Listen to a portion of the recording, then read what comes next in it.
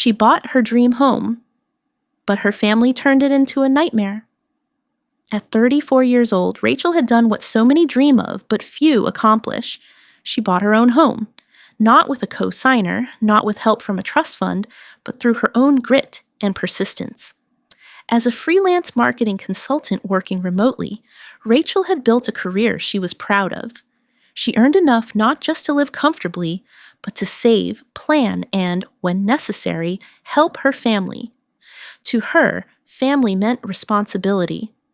Her parents, Deborah and Frank, were aging and worked part-time jobs that barely kept them afloat. Her mom cleaned office buildings 3 days a week. Her dad did odd handyman jobs when he could find them. And then there was Melissa, her older sister, a full-time worrier with a part-time husband, a growing 8-year-old son, and an apartment constantly teetering on the edge of eviction. Rachel never complained when she was asked to pitch in, $200 here for groceries, $300 there for rent. It wasn't a burden.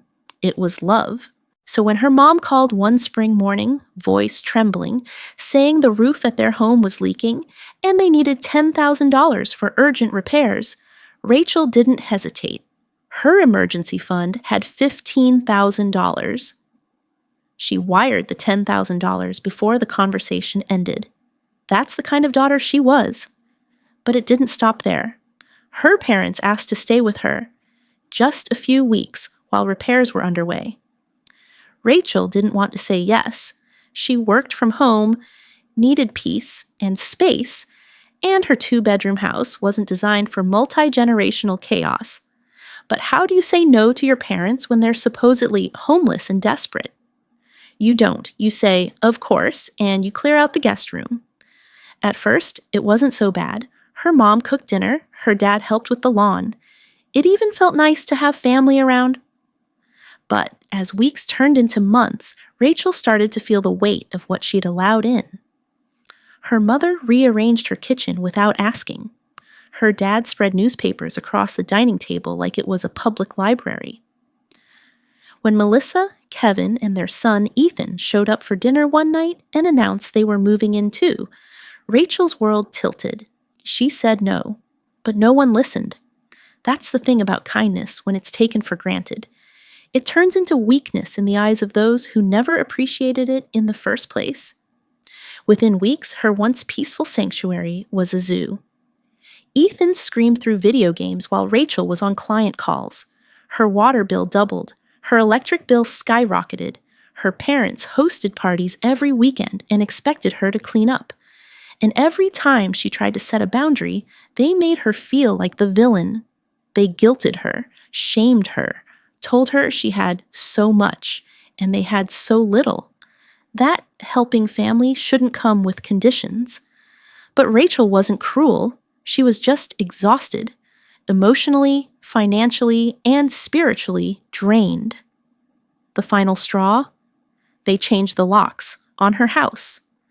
Rachel stood on her own porch, suitcase in hand, locked out by the very people she gave everything to.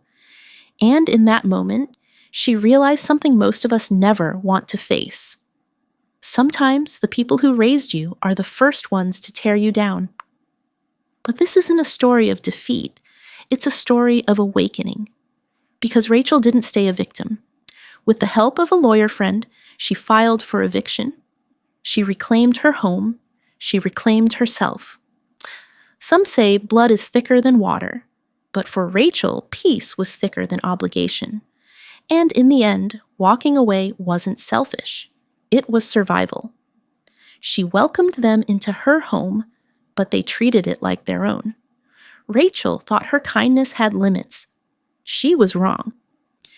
After wiring $10,000 to her parents for emergency repairs and opening the doors of her home for what was supposed to be a short stay, she quickly learned how slippery the slope of family obligation could be. At first, her parents were respectful. Her mom cooked dinner, her dad raked the yard, and Rachel told herself, "It's not ideal, but at least I'm helping." But by the second week, her kitchen no longer looked like her kitchen. Her mom rearranged it entirely, moving the spices, replacing Rachel's nonstick pans with her own cast iron, and even tossing some of Rachel's groceries to make space. Her dad turned the dining table into his personal newspaper archive, leaving coffee rings and crossword puzzles behind each morning. And then came the dinner that changed everything. Melissa, Rachel's sister, arrived with her husband Kevin and their son Ethan. The visit was framed as just a nice family meal. Rachel was cautious but polite. Her mom went all out: pot roast, mashed potatoes, green beans with bacon, homemade biscuits. The dining table groaned under the weight of the meal. Rachel thought they were celebrating a family reunion. She was wrong again. Between bites of food, Melissa cleared her throat. Kevin's hours were cut. We're behind on rent. Our landlord's threatening to evict us. Then came the question, wrapped in guilt and desperation. Can we stay with you? Just for a little while? Rachel put down her fork. She didn't even have to think. Her answer was no. Not because she didn't care, but because she did. She was already stretched thin, emotionally, financially, and now spatially. She needed to work. She needed peace. Melissa didn't take the no lightly. So you'd rather see us homeless? She said, loud enough for everyone at the table to hear. And just like that, the dynamic shifted. Over the next few days, Rachel was worn down. The guilt piled on like dirty laundry. Her parents made snide comments. So much space in this house, and yet no room for family. Her mom would sigh loudly when Rachel walked into the room. Her dad avoided eye contact. Eventually, Rachel gave in. 3 days later, Melissa, Kevin, and Ethan moved in, garbage bags full of clothes, boxes of toys, and a cloud of entitlement. That's when Rachel lost control. Ethan raced through the house at all hours, screaming into game consoles, slamming doors, leaving half-eaten sandwiches in every room. Rachel tried to reason with Melissa, who shrugged and said, "He's just a kid. You don't have children, you wouldn't understand." Work became impossible. Rachel's office doubled as a racetrack and a daycare. Her once quiet mornings turned into chaos. Her electricity bill jumped from $150 to $320 in a single month. Her water bill doubled. When she asked her family to help split the costs, the reaction was outrage. "We're guests," Melissa said flatly. "You want to charge your own family?" Her mother nodded. "It's greedy, Rachel. You used to be so generous." Generous? That word echoed in her mind. Wasn't $10,000 generous? Wasn't giving up her entire home generous? But generosity, she realized, had become a weapon in their hands, a rope used to tie her down tighter. And then the parties started. Her parents began inviting friends over every weekend, 8 to 10 people at a time. They'd drink her wine, eat her food, and leave her kitchen a mess. Her mother would pat her shoulder and say, "You don't mind helping clean up, do you? Melissa's tired and your father's back isn't great." Sunday mornings became a routine of resentment and dishwashing. Rachel asked about the house repairs. "Still waiting on the contractor," her dad would say with a shrug. "These things take time." But months passed, and still no end in sight. Rachel's house, once her sanctuary, now felt like a prison, a revolving door of excuses and manipulation. And any time she dared speak up, she was branded the selfish one. Her own family, the people she loved most, treated her like a spare room with a paycheck. They crossed every boundary, took over every corner, and when she finally demanded answers, she was met not with guilt, but defiance. "You have more than enough," Kevin once snapped. "We're just trying to survive." But Rachel was done surviving in her own home. She was done being the doormat. The next time she heard, "You don't understand," she didn't try to explain. She picked up the phone, because sometimes the most loving thing you can do is draw a hard line, even if that line separates you from your own blood. She gave them everything. Then they changed the locks on her. Rachel had reached her limit. For 6 long months, she had tolerated the noise, the chaos, the rising utility bills, and the complete loss of her privacy. Her house, her pride, her peace, her achievement had become a circus. The weekends were overrun with her parents' friends. Her office doubled as a hallway, her kitchen, Melissa's personal territory. Every inch of her home had been slowly taken over. And every time she asked when they'd be leaving, the answer was the same. Vague, dismissive, and always shifting. "We're still waiting on the contractor," her dad would mutter. "We need to save a bit more to finish the work," her mom would add. "Things are tough right now," Melissa would sigh dramatically. But the truth didn't come in words. It came one Saturday morning when Rachel, sick of being strung along, got in her car and drove to her parents' house. The one they claimed was under renovation. What she saw made her blood run cold. The yard was perfectly maintained. The front door was freshly painted. There were toys scattered across the lawn, a minivan in the driveway, and flower beds bursting with color. It wasn't a construction zone. It was a rental, occupied and thriving.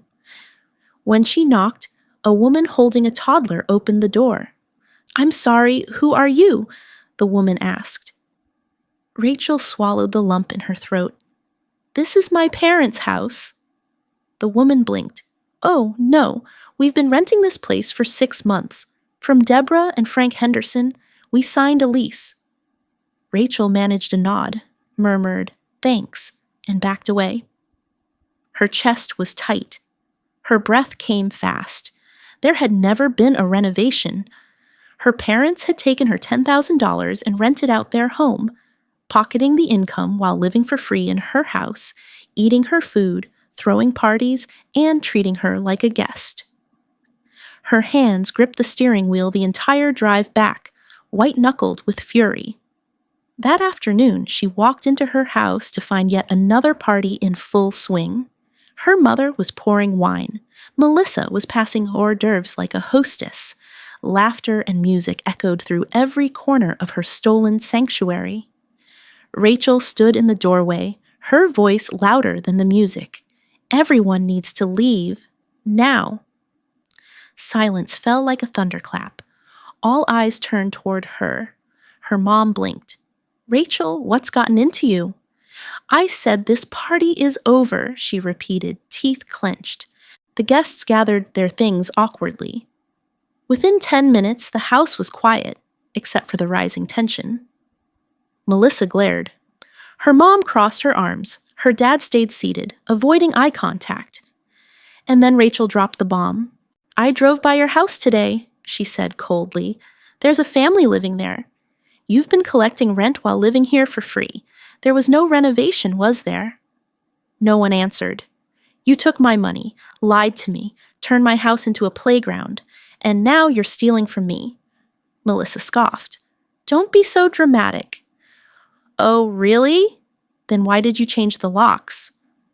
That night, Rachel locked her bedroom door.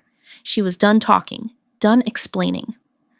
The next morning, she went for a walk. 3 hours around the park to think. When she returned home, her key wouldn't turn. They had locked her out of her own home. Her suitcase sat on the porch like some cruel joke. She knocked. Nothing. She pounded harder. Still nothing. Then came her mother's voice from inside the door. "If you don't like living with us, maybe you're the one who should leave." Rachel stood there, stunned. She wasn't even angry in that moment. She was hollow.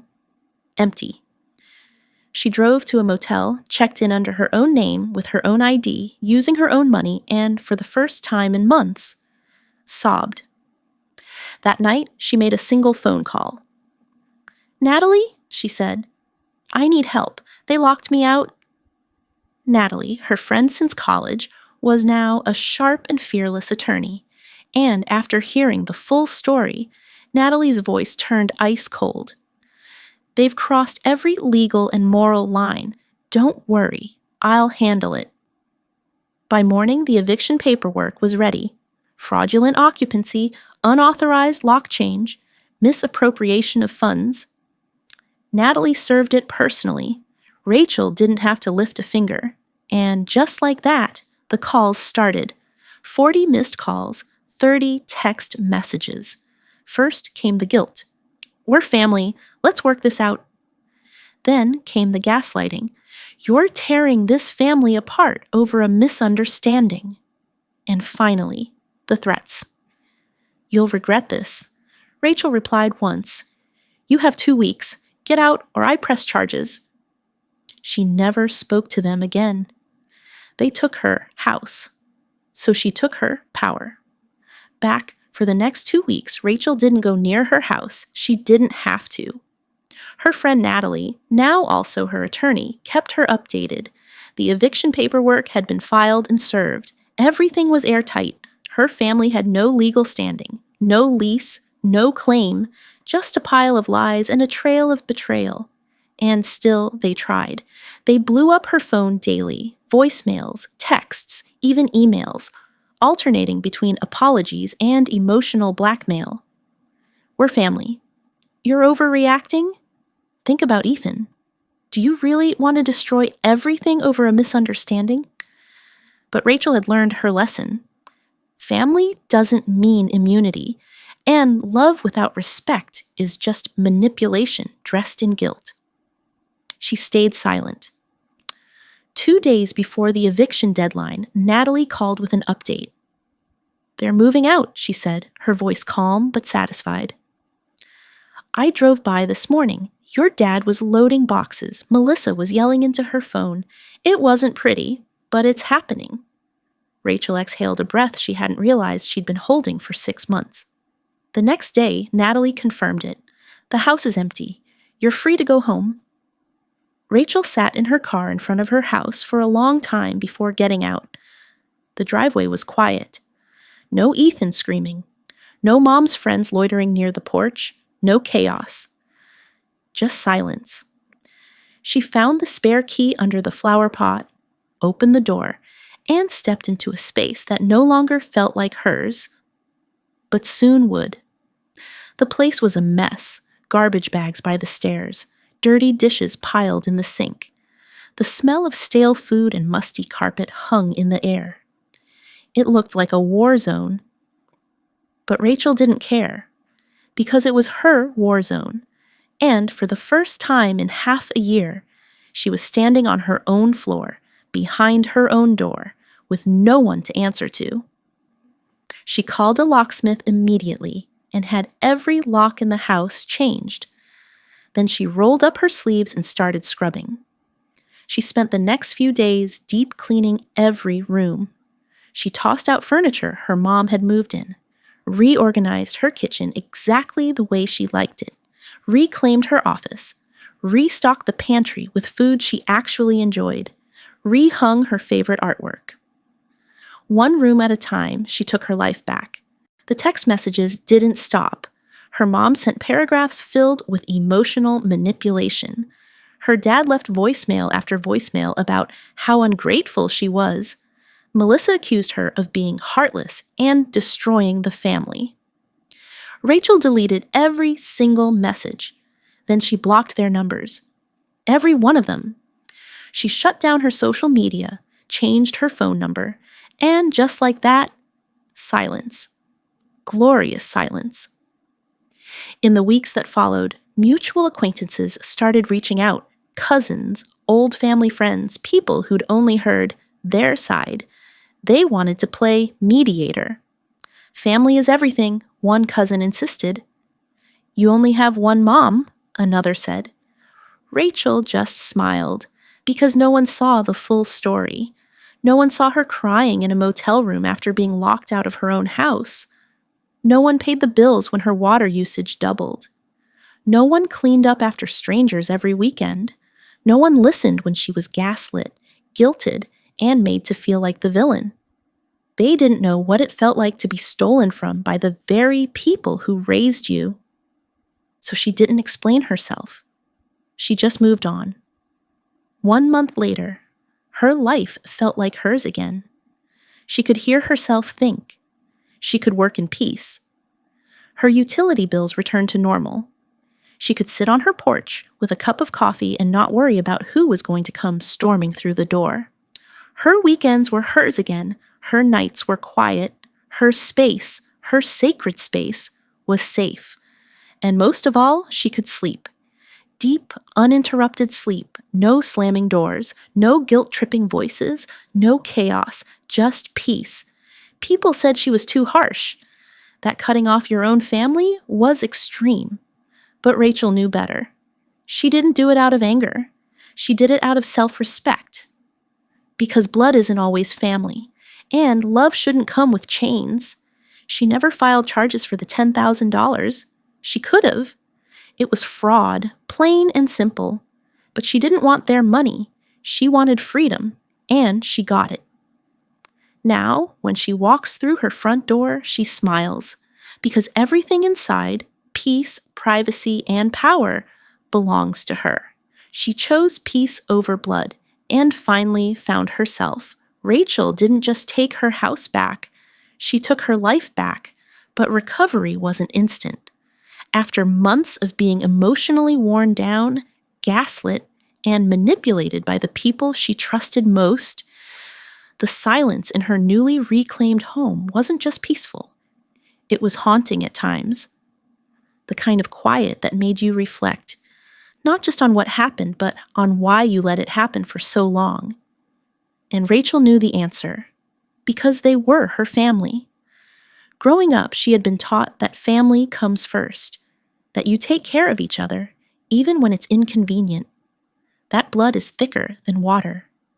She believed that with her whole heart until it nearly cost her her sanity.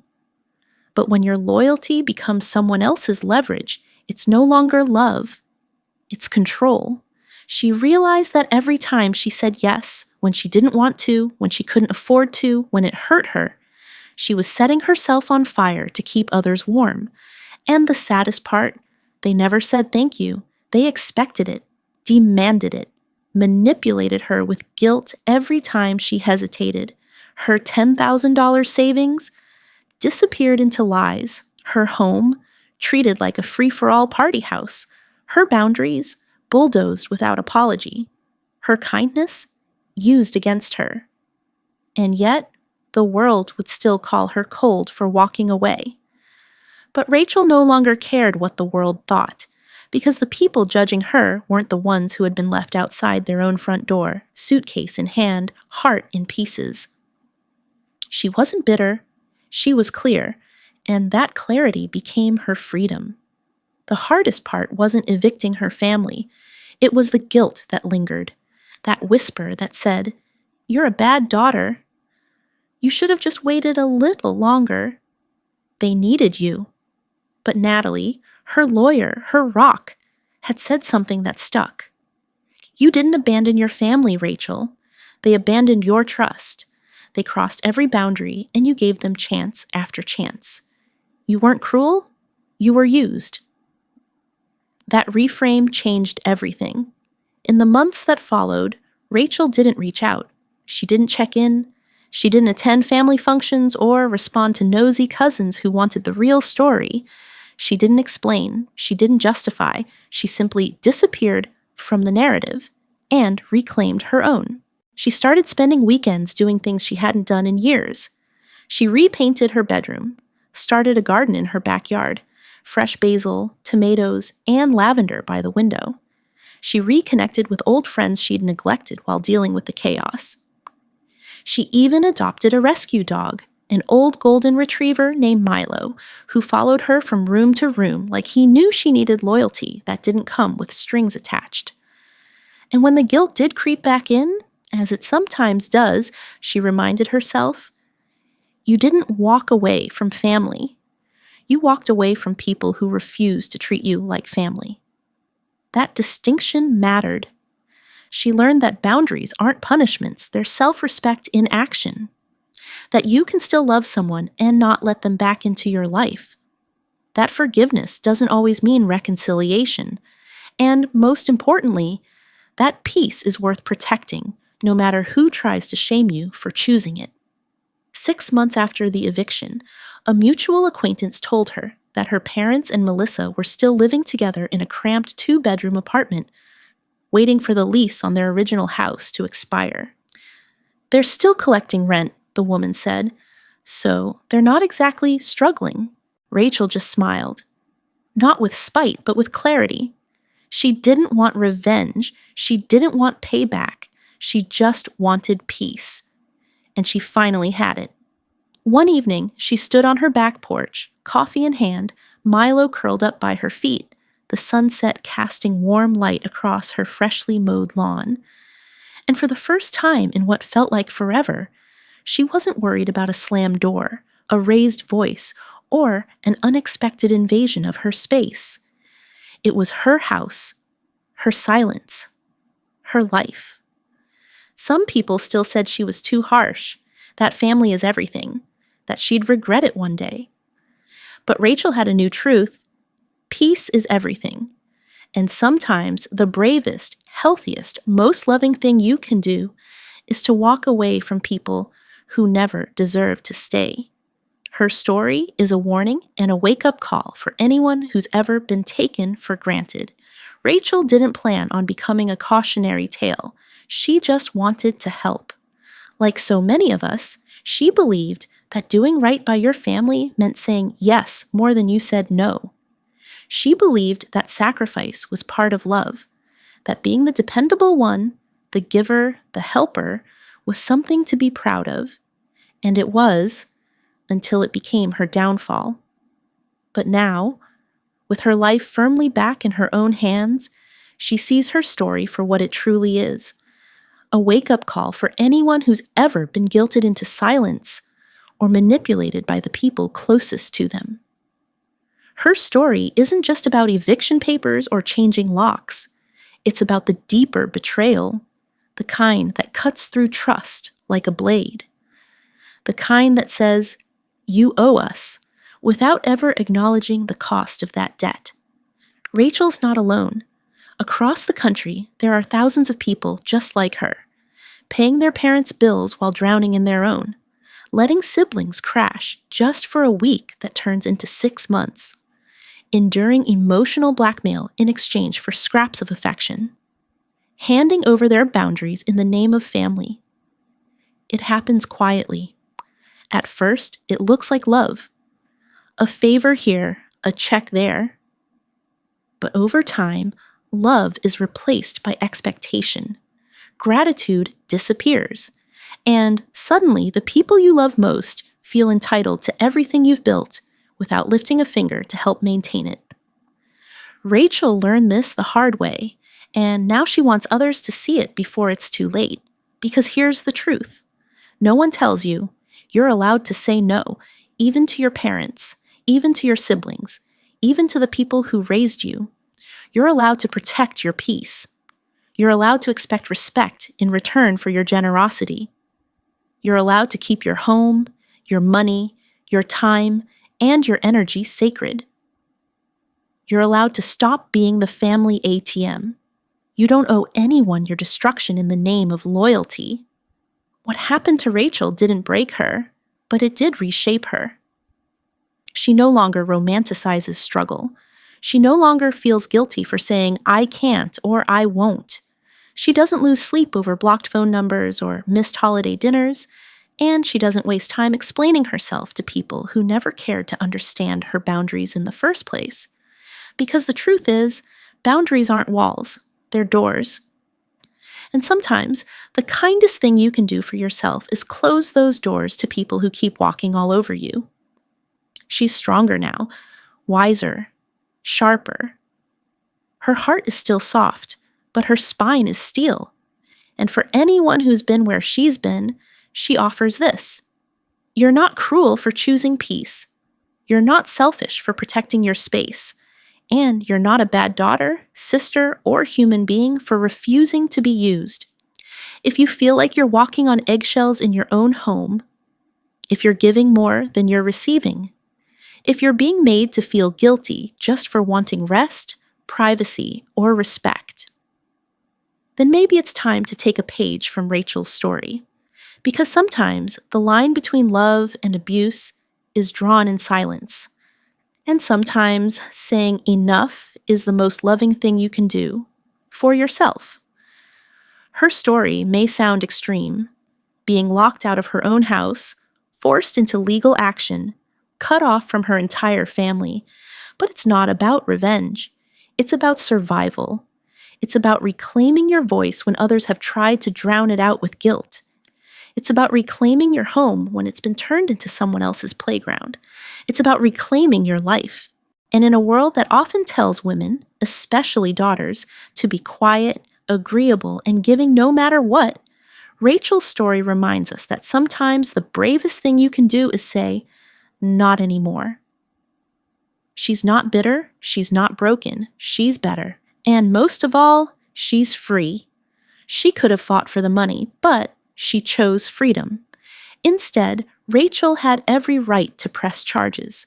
The $10,000 her parents had taken under false pretenses, it was fraud, plain and simple. She had the evidence, the timeline, even the signed bank transfers. Her lawyer, Natalie, had told her it was a solid case. "We could take this to court and win," she had said, but Rachel didn't hesitate. "No," she replied. "I just want this over with." It wasn't weakness. It wasn't fear. It was something deeper, clarity. She had spent enough time, energy, and emotion cleaning up the wreckage of a relationship built on guilt and control. Winning a lawsuit wouldn't give her peace. It would only keep her tethered to the people who had taken everything from her and still didn't think they had done anything wrong. And besides, they were still collecting rent on the house they claimed was unlivable. Melissa, her sister, was still sharing a 2-bedroom apartment with their parents. Cramped, frustrated, bitter. But not homeless, not suffering, just inconvenienced. And that, Rachel realized, was enough. She had already won, not in court, but in her own heart. She had her home back, her schedule, her silence, her freedom. Each morning, she brewed her coffee without tiptoeing around anyone. She walked Milo through the quiet streets of her neighborhood without rushing back to cook for guests she never invited. She lit a candle in her living room and read in the exact spot her mother used to rearrange weekly. And most nights, she fell asleep with the windows open, unafraid, unbothered, and completely alone in the best possible way. It wasn't about revenge anymore. It was about release. And that's what made it real closure. Not getting her money back, but getting herself back. Some battles aren't worth fighting. Not because you're weak, but because your healing is more valuable than your pride. So Rachel let them go. And finally she could breathe. Life lesson from Rachel's story. Know when to say. Enough. Rachel's journey is more than just a personal family drama. It's a wake-up call for anyone who has ever been taken for granted, under the guise of love. Many of us were raised with the idea that family comes first, no matter the cost. We were taught to say yes, to sacrifice, to give, even when it hurt. But Rachel's experience reveals a deeper truth. Loyalty without boundaries becomes exploitation. Her story teaches us that kindness is not an invitation to be used, and generosity does not come without limits. Love must include respect. And when people, especially family, use guilt and obligation to take advantage of you, the most loving thing you can do for yourself is to walk away. Saying no doesn't make you cruel. Setting boundaries doesn't make you heartless. It makes you healthy. It protects your peace. In a world that often expects women, daughters, and caregivers to endlessly give, Rachel's decision to reclaim her space and her voice is a reminder that you are allowed to choose yourself. Not out of anger, but out of self-respect.